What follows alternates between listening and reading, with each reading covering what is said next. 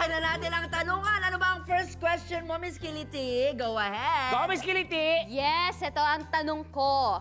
Unang tanong, Unang tanong. mahilig ako sa letter T. T! Oh my God, alam ko na yan. Mahilig sa letter T. Mukhang pamilyar niyang letter T na yan. At may tatlong importanteng T sa buhay ko. Trabaho, tiwala, at tagumpay. Kung Ayun. ikaw ang tatanungin, alin dyan ang pinakamahalaga para sa'yo? Okay, hang Unahin natin si Mr. Haplos. Aplos. Alin doon sa tatlo? Ako, tiwala. Tiwala. Kasi pag nawala ang tiwala, mahirap nang buuin ng relasyon. At pag may tiwala, nandun ang pagmamahal. May point. Tama. May point. Pero medyo serious. Oo. Parang jong-jowa Ramdam talaga mo ba? siya. Juwang-juwa. Juwang-juwa. Susunod si Mr. Bulong. Bulong. Yun. Gusto ko yung trabaho. Ay, ang bilis Wow. sumagot. Kasi, siyempre, kailangan magtrabaho kasi ano yung pag-ibig na yan? Kung walang trabaho, walang makain. Nga, di ba? Pagkatapos trabaho, tiwala. Practical, di ako Doon na agad. magugutom dito. Doon na magsimula ang pag-ibig na Hang talaga siya. magtatrabaho sa ating pagmamahalan, di ba? Yun. Oo, Trabaho. di ba? Yung tuloy niya parang nagger siya, nagwapo. Yung gano'n, yung gwapo-gwapo. Kahit galit siya, parang mahalin mo pa din. Oo. Hang talaga. Ano bang trabaho niya? Anong trabaho mo? Trabaho ko, Hindi, trabaho ko ano? ang trabaho ko, kagaya nga ang nag-ano ko sa mga palabas. Artista. Artista. Saka sa mga barangay-barangay, nakita ko din yan. Artista. Kung gusto mo magtrabaho sa tayong tayong dalawa, pag-ibig na lang, pagmahalan. Matrabaho siya, Bubay. Magaling ako magtrabaho sa kalsada. Ay, kung saan-saan, pwede. Wala siyang artist sa katawan. Strike anywhere. O, tingnan natin. Si Mr. Halik, ano naman kaya ang laban niya dyan? Mr. Halik, it's your Ako turn. tagumpay. Tagumpay. Tagumpay. Kasi aanin mo lahat yun, kung di ako magtatagumpay sa'yo ngayong gabi na to. Ah! Yun! Maganda! Agad-agad. Victory ang gusto niya. Tagumpay. Yung mga ganyan lalaki, magagaling bumanat. Yan yung mga magpapasakit ng puso ko eh. Ay, akala ko may sasabihin. Sabi ko, wag na Bumanat. ano. Magpapasakit na. O, next question. Okay, ang aking next question ay, magaling akong magmasahe, lalo na Ay! kung ikaw ay pagod. Uy! Ay! Actually, magaling talaga ako magmasahe. Totoo. Parang Saan pagod part ako. yung madalas mong inuuna? Likod, papunta sa harap, papunta sa batok, papunta sa ulo, hanggang sa yun. Tulog Bumubulong ka din ba? Pag... Ano, Bubay? Ano, Bubay? Bubulong. Tapos, after bubulang ako,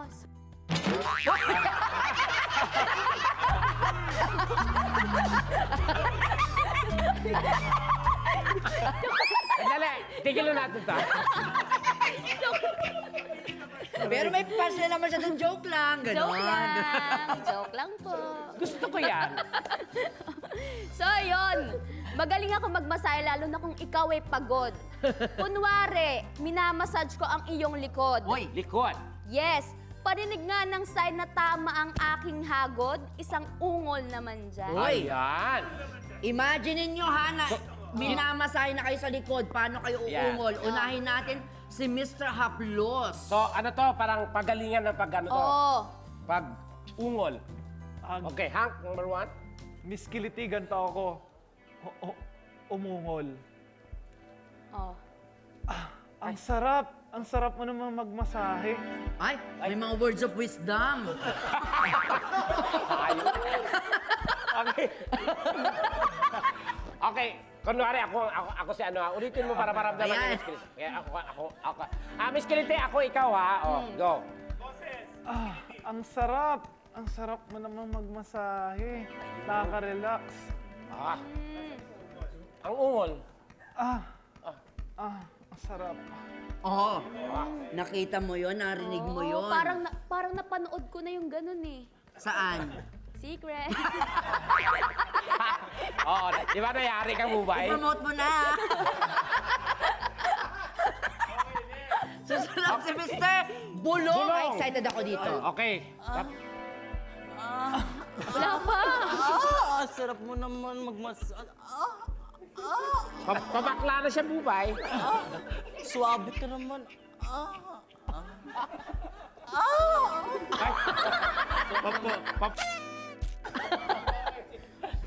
O, in fairness ha, at least nilalabas niya Fairness, talaga yung oo. totoong ungol niya.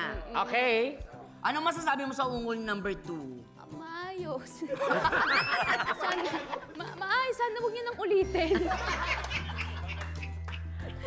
Okay. O, panghuli, si Mr. Halik. Ito, Miss Kiliti, pag minamasahe mo ako, ganito.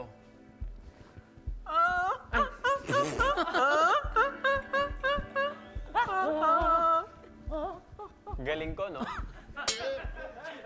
Oh, narinig mo na ha? Parang ano, parang nagka-choir. Ano masasabi mo sa ungol niya? Oo. Tama ka dun, may parang choir. Oo, para siyang yung ano, para siyang yung nagko-choir. Oo, alto, ganyan, Oo, tenor. may iba't ibang tono. Aba, may kasamang musika. Oo.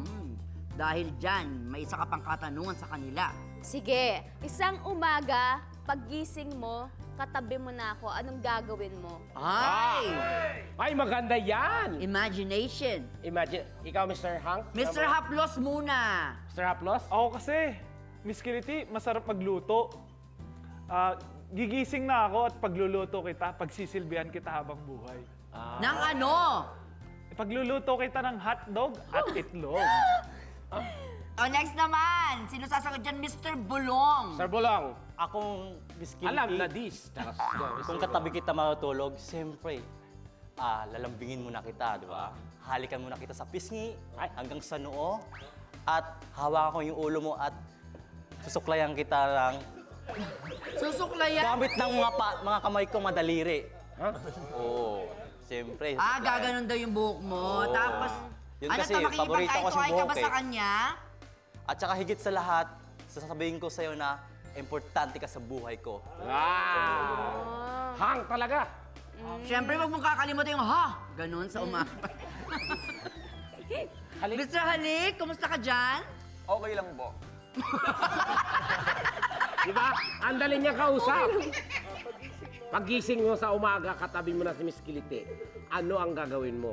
Ako magugulat ako eh. Ha? Pag nagising ako at nakita kita, magugulat ako araw-araw kasi alam ko yung ganda mo. Nakakagulat talaga. Yun. So, araw-araw daw siyang magugulat. Paano ka magulat? Patingin naman. Halimbawa si Tekla siya.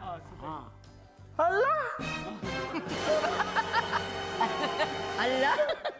Pakinggan. Matawa mo saya.